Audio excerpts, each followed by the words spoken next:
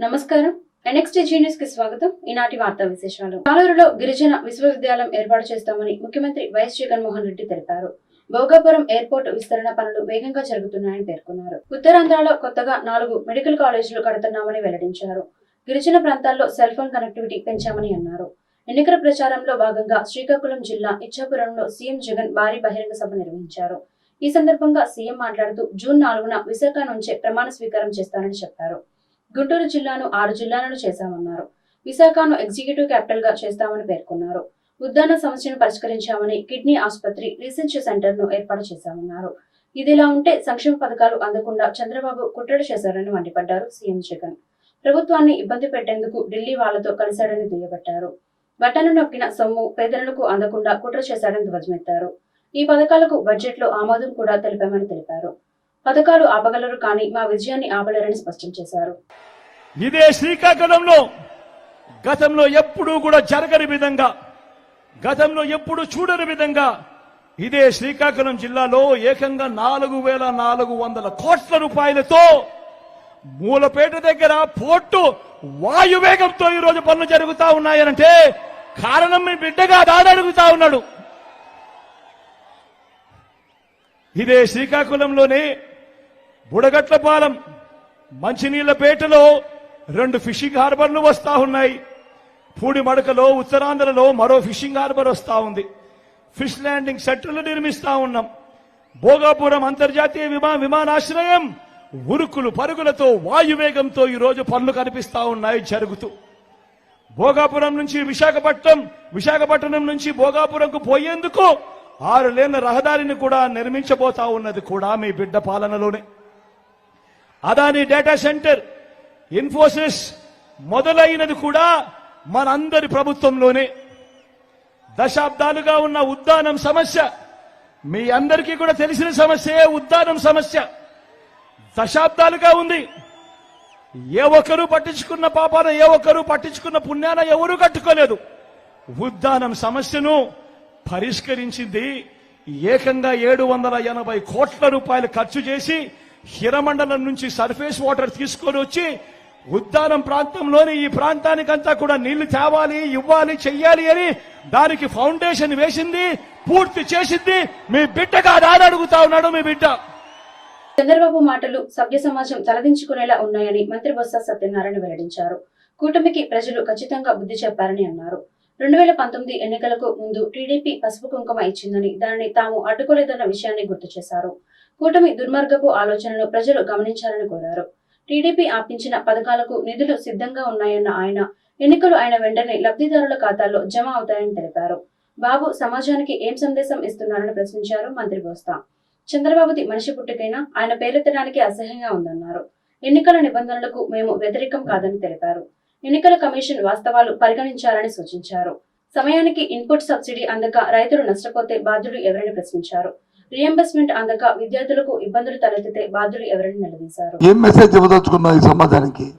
ఎలాంటి వాక్యాలు, నీచమైన మాట్లాడుకుంటూ అసలు మనిషి పుట్టావా నాకు అర్థం అవట్లేదు. 23వ తారీఖు నాడు వచ్చి ఆశ్రయ బటన్ నొక్కాం.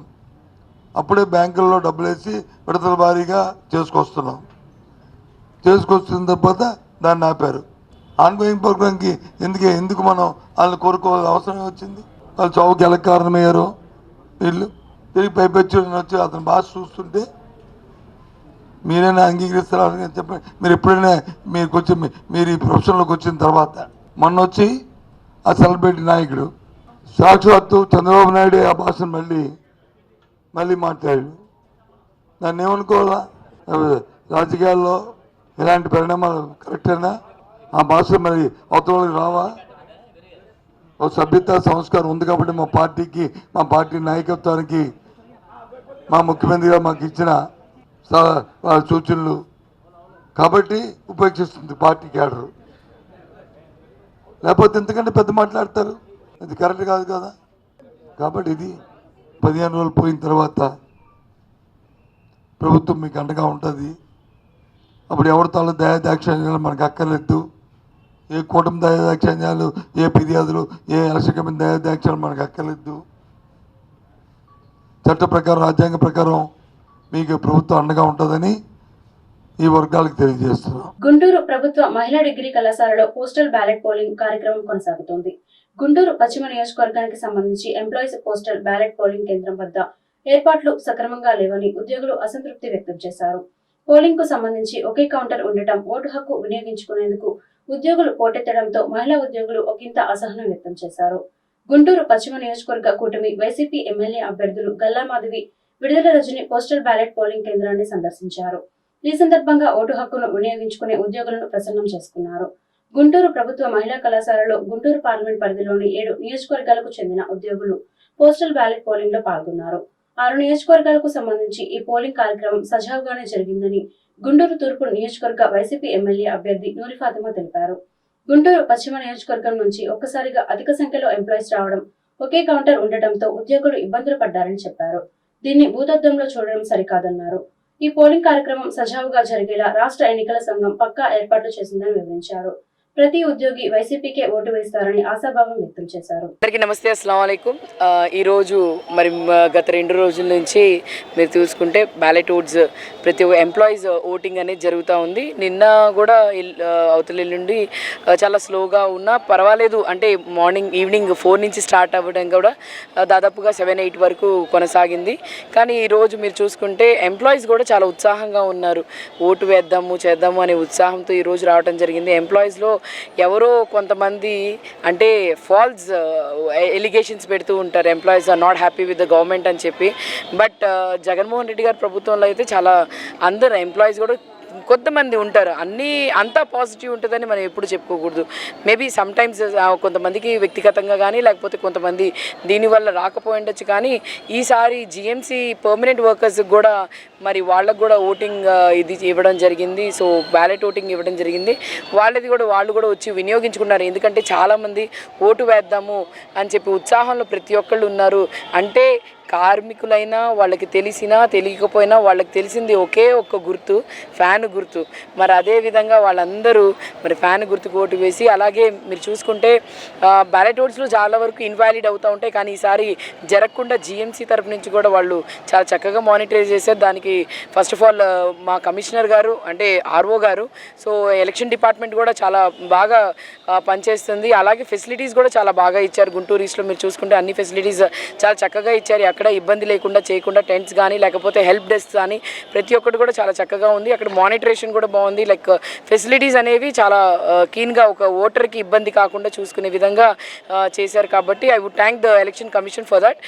చాలా చక్కగా ఆర్గనైజ్ చేసినందుకు. అలాగే రానున్న మే 13వ తారీఖున కూడా మీరు అదేవిధంగా గుంటూరు తూర్పులో అన్ని ఫెసిలిటీస్ మా చక్కగా ఇవ్వాలని, ఎందుకనంటే మాది ఎక్కువగా స్లమ్ ఏరియా కాబట్టి, అలాగే ఎండ తీవ్రత చాలా ఎక్కువ ఉండబట్టి దీనివల్ల కొంచెం ఇబ్బంది పడుతున్నారు. సో ఇఫ్ యూ లైక్ ఇంకో విషయం ఏంటంటే ఆర్ఓ టు ద వెస్ట్ ఏమడుగుతున్నాము అని అంటే, గుంటూరు ఈస్ట్ వాళ్ళు కూడా చాలా ఎక్కువగా అర్బన్ ఏరియా కాబట్టి ఎక్కువగా పక్కపక్కనే ఉంది. చాలా ఎక్కువ శాతంగా గుంటూరు ఈస్ట్ వాళ్ళు గుంటూరు వెస్ట్లో వర్క్ చేయడం జరుగుతుంది. కాబట్టి మీరు కొంచెం ఇక్కడ ఎక్కువగా దాదాపు మంది ఓటింగ్ చేస్తున్నారు కాబట్టి ఇంకొక కౌంటర్ ఓపెన్ చేస్తే బాగుంటుందని చెప్పి మీడియా ప్రకారంగా చెప్తున్నాను. వైసీపీ తాటాకు చెప్పులకు భయపడబోమని గుంటూరు పశ్చిమ నియోజకవర్గ కూటమి ఎమ్మెల్యే అభ్యర్థి గల్లా మాధవి స్పష్టం చేశారు. ముస్లిం సమాజం టీడీపీ వైపే ఉందన్నారు.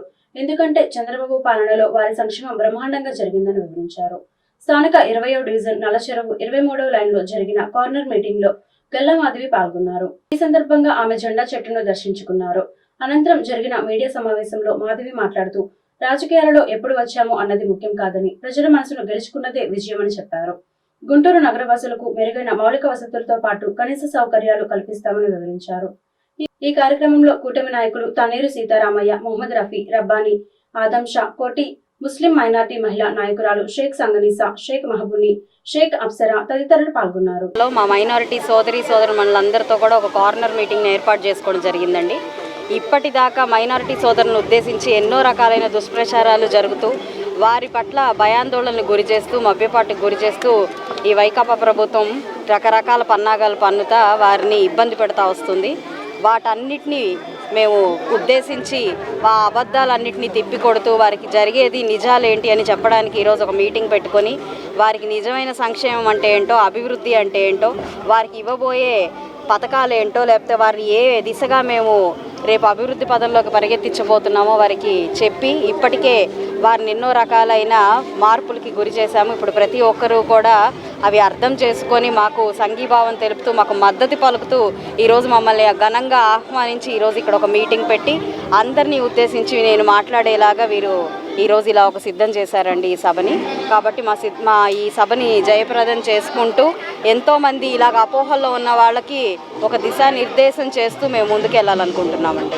వార్డు నల్ల చెరువు 23/2 నందు గల్లా మాధవి మేడం గారి కార్నర్ మీటింగ్ ఏర్పాటు చేశారు. ఈ మీటింగ్కి మేడం గారు వచ్చారు. ముస్లిం సోదరీమణులందరూ తన సొంత ఇంటి కుటుంబ సభ్యులు వచ్చినట్టు ఇంటింటికి పిలిచి మేడం గారికి బట్టలు పెడతాం, ఒక తన సొంత చెల్లెలు అక్క వచ్చినట్టు అంత అభిమానంతో ముస్లిం సోదరులందరూ మేడం గారిని హారతులు ఇచ్చి మేడం గారిని వాళ్ళ ఇంట్లో ఒక చెల్లెలు వచ్చినట్టు భావించి బట్టలు పెడతాం. ఇప్పుడు దాకా నేను గత 8 ఎలక్షన్లు చూశాను. ఏ రోజు ఏ నాయకుడికి ఇంత గౌరవంగా ఎవరు చేయలేదు. అలా గల్లా మాధవి మేడం గారికి ముస్లిం సోదరులందరూ ఆదరిస్తున్నారు. దానికి కారణం ఏంటంటే తెలుగుదేశం హయాంలో చంద్రబాబు నాయుడు గారు ఎన్డీఏతో సంబంధాలున్న ముస్లింలకు రంజాన్ తోఫా, దుకానవర్ మకాన్, విదేశీ విద్య, మసీదుల మరమ్మతులకు డబ్బులు, మౌజన్ ఇమాంలకు డబ్బులు, ఇటువంటి మహత్తరమైన కార్యక్రమాలు మైనార్టీస్కి చేశారు. 3వ లైను 2వ రోడ్లో కార్నర్ మీటింగ్ పెట్టాము. ఇవాళ మైనార్టీ మహిళలకు మొత్తానికి మేడం గారు వచ్చారు. మాధవి మేడం గారు తీసుకుని వచ్చాము. ఆమె వచ్చి మేడం గారు మాకు మాత్రం మైనార్టీ పథకాల గురించి, సంక్షేమ పథకాల గురించి మొత్తం వివరించి మాకు ఫలానా పథకాలు మేము అందజేస్తాము, మీకు మేము హామీగా ఉంటామనేసి వాగ్దానం చేసి వెళ్ళారు. కానీ మాకు మాత్రం మైనార్టీ ముస్లిమ్స్ మహిళలు ఇక్కడ చాలామంది ఉన్నాము. మైనార్టీ ముస్లిమ్స్ అందరికీ మా అందరికీ సపోర్ట్గా గల్లా మాధవి మేడం గారు ఎల్లకాలం ఎప్పుడు ఉంటారనేసి స్థానికంగా అందరి ముందు వాగ్దానం చేసి పోయారు. చంద్రబాబు స్క్రిప్ట్ మొత్తం ప్రధాని నరేంద్ర మోదీ చదివారని మండిపడ్డారు మంత్రి గుడివాడ అమర్నాథ్. 5 ఏళ్ల పాటు మాట్లాడని మోదీ ఇప్పుడు మాట్లాడడం వారి అమాయకత్వానికి నిదర్శనమని అన్నారు. మోదీ ఆరోపణలు ఖండిస్తున్నామని చెప్పారు. వైఎస్ఆర్సీపీ హయాంలో జరిగిన అభివృద్ధి గతంలో ఎన్నడూ జరగలేదని స్పష్టం చేశారు. గతంలో చంద్రబాబుపై మోదీ తీవ్రమైన విమర్శలు చేశారని అమర్నాథ్ ప్రస్తావించారు. పోలవరాన్ని ఏటీఎంలా చంద్రబాబు మార్చుకున్నారని మోదీ విమర్శించారని గుర్తు చేశారు. బాబే కాదు మోదీ కూడా యూటర్న్ తీసుకున్నారని మండిపడ్డారు. ఎన్నికల అవసరాల కోసం అబద్ధాలు మాట్లాడుతున్నారని ఆగ్రహం వ్యక్తం చేశారు. ప్రజల సెంటిమెంట్ ప్రకారం స్టీల్ ప్లాంట్ ప్రైవేటీకరణ వెనక్కి తీసుకుంటారని ఆశించినట్లు చెప్పారు. స్టీల్ ప్లాంట్ ఊసు కూడా మోదీ ప్రస్తావించలేదని అన్నారు. ప్రైవేటీకరణకు వ్యతిరేకంగా మోదీ మాట్లాడితే పోటీ నుంచి తప్పుకుంటారని ప్రకటించినట్లు తెలిపారు. రాజకీయ అవసరాల కోసం వెళ్తున్న కూటమిని ప్రజలు ఓడించాలని పిలుపునిచ్చారు.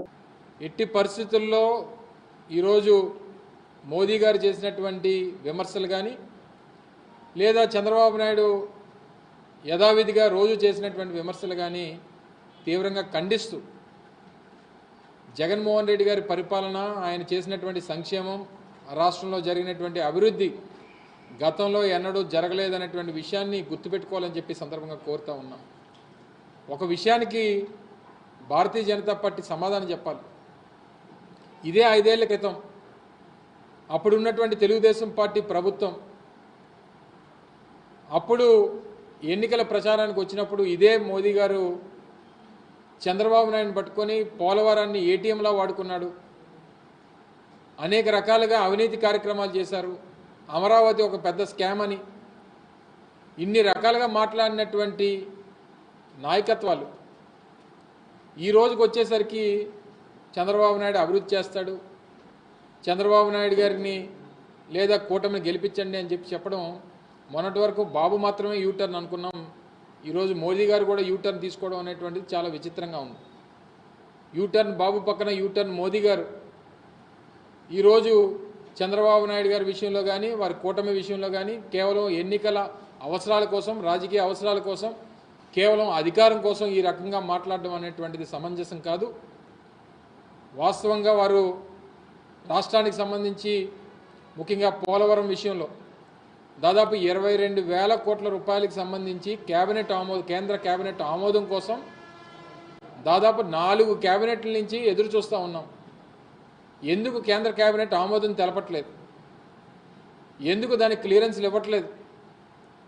కేవలం ఎన్నికల అవసరాల కోసం చంద్రబాబు నాయుడు గారు చెప్పారని చెప్పి ఈరోజు అనేక సందర్భాల్లో జగన్మోహన్ రెడ్డి గారితో ఏదో చీకటి ఒప్పందం భారతీయ జనతా పార్టీకి ఉందని చెప్పి విమర్శలు చేసినటువంటి నాయకులు ఇప్పుడు చీకటి ఒప్పందాలు ఎవరితో ఉన్నాయో అనేటువంటిది బహిర్గతమైంది.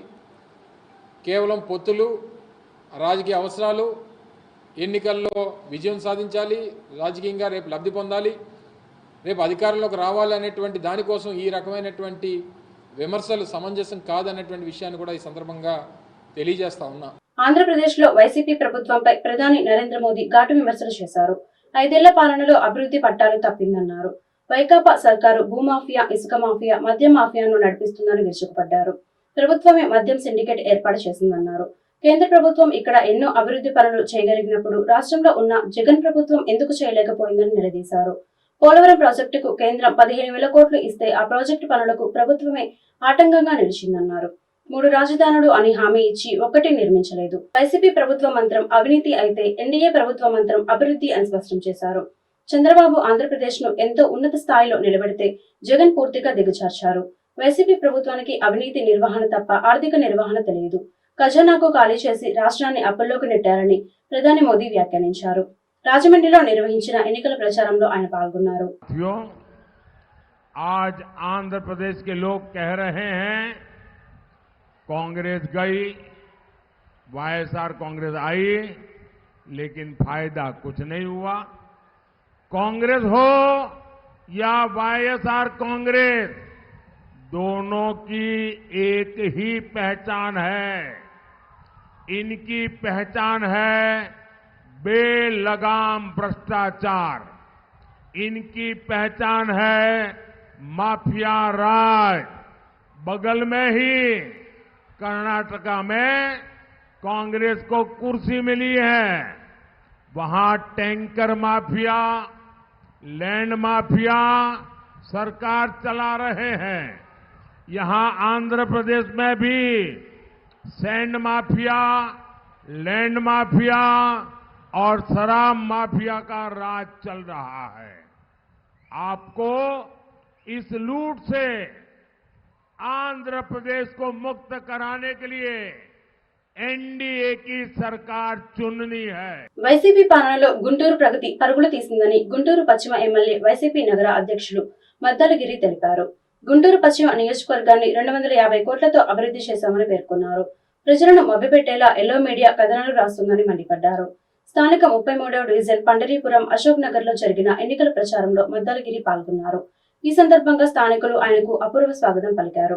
ఈ మేరకు ఇంటింటికి వెళ్లి వైసీపీ ప్రభుత్వం అమలు చేసిన సంక్షేమ కార్యక్రమాల గురించి ప్రజలకు వివరించారు. ఇందుకు సంబంధించిన కరపత్రాలను ప్రజలకు పంచిపెట్టారు. అనంతరం ఆయన మీడియాతో మాట్లాడుతూ గుంటూరు నగర రోడ్ల గురించి టీడీపీ అభ్యర్థి గల్లా మాధవి మాట్లాడడం విచారకరమన్నారు. అసలు ఈ రోడ్లు శిథిలం కావడానికి టీడీపీ ప్రభుత్వం చేపట్టిన అండర్ గ్రౌండ్ డ్రైనేజీ పనులే కారణమని ఆరోపించారు. పార్టీలకు అతీతంగా వైసీపీ ప్రభుత్వం అభివృద్ధి చేసిందన్నారు. గుంటూరు పశ్చిమ నియోజకవర్గంలోని ప్రధాన రహదారులను కోట్లాది రూపాయలతో ఆధునీకరించారన్నారు. ఈ నెల 13వ తేదీన జరిగే సార్వత్రిక ఎన్నికల్లో ఫ్యాన్ గుర్తుపై ఓటు వేసి వైసీపీ అభ్యర్థులను గెలిపించవలసిందిగా అభ్యర్థించారు. ఈ కార్యక్రమంలో స్థానిక కార్పొరేటర్ గోపి, వైసీపీ ముఖ్య నాయకులు పాల్గొన్నారు. ఈరోజు 33వ వార్డులో పండరీపురం అశోక్ నగర్లో గడప గడప కూడా బ్రాడీపేట దాకా కూడా గడప గడప కార్యక్రమం చేస్తూ ఉన్నాం. ముఖ్యంగా ఈరోజు జగన్మోహన్ రెడ్డి గారు వచ్చిన తర్వాత, అలాగే ఈ 5 ఏళ్లలో మరి ఈ ప్రభుత్వం వచ్చిన తర్వాత మరి గుంటూరు నగరాన్ని ఎలా అభివృద్ధి కోణంలో తీసుకెళ్ళామో అందరూ కూడా చూశారు. మరి రోడ్ల విషయం కానివ్వండి, ముఖ్యంగా డ్రైన్స్ కానివ్వండి, ఈరోజు సుమారుగా 250 పైచిలకు కోట్లు ఖర్చు పెట్టి ఈరోజు గుంటూరు వెస్ట్ సంబంధించి చేసాం. అలాగే 450 నుండి 500 కోట్లు ఓవరాల్ గుంటూరు కార్పొరేషన్లో ఎప్పుడూ లేని విధంగా ఏది కూడా చేశాం. ఇవాళ కొన్ని పేపర్లు రాస్తూ ఉన్నాయి, ఇవాళ గుంటూరులో రోడ్లు బాగాలేదు, లేకపోతే గుంటూరులో అధ్వాన స్థితి అని. నిజంగా సిగ్గుండాలి, వాళ్ళకి బుద్ధి ఉండాలి ఆ రాసినోడి కన్నా. ఇవాళ ఒకసారి 2014-19 మధ్యన రోడ్లు ఎలా తవ్వారో చూసుకుంటే, ఈరోజు రోడ్లు ఎలా బాగు చేసామో చూసుకుంటే వాళ్ళ కథనాలు రాయరు. వాళ్ళు కేవలం ప్రజల్ని మబ్బ పెడతానికో, లేకపోతే ప్రజల్ని దప్పుదారి పట్టించుకుంటానికో ఈరోజు ఇలాంటి కథనాలు రాసినాను. నేను ఇవాళ ఓపెన్గా ఛాలెంజ్ చేస్తా ఉన్నాను. మొన్న ఆ అభ్యర్థి గల్లా మాధవి కూడా మాట్లాడుతూ ఉంది, గుంటూరులో రోడ్లు బాగాలేదు. అసలు గుంటూరులో ఉండే ఆవిడైనా ఎప్పుడైనా గుంటూరు రోడ్లు చూసిన ఆవిడ? ఆ గుంటూరు రోడ్లు చూసిన ఆవిడైతే కనుక ఇలా ఎప్పుడు కూడా మాట్లాడదు. ఒకసారి రమ్మని చెప్పండి.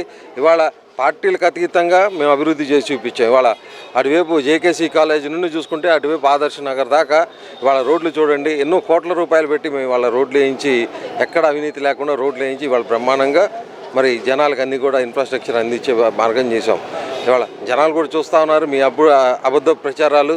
ఇవాళ జనాలకు కూడా ఒక ఐడియా వచ్చేసి ఉంది, వీళ్ళు కేవలం అబద్ధాలు లేకపోతే ఎటువంటి మీద బురద చల్లి ఓట్లు అడుక్కోవడం తప్పితే ఈ మొహాలకి నేను ఈ పని చేశాను, లేకపోతే ఈ పని నేను చేశాను కాబట్టి నన్ను దీవించండి అనే శక్తి కానీ అనే హక్కు కానీ వీళ్ళకి లేదనేది మాత్రం స్పష్టంగా తిరిగి వాళ్ళు మేము గర్వంగా చెప్తా ఉన్నాం, ఇవాళ గర్వంగా తిరుగుతా ఉన్నాం. మరి ప్రతి ఒక్కళ్ళని కూడా అడుగుతూ ఉన్నాం, ఇవాళ మేము అభివృద్ధి చేసే నేను ఈ రోడ్ల మీదకి వస్తూ ఉన్నాం.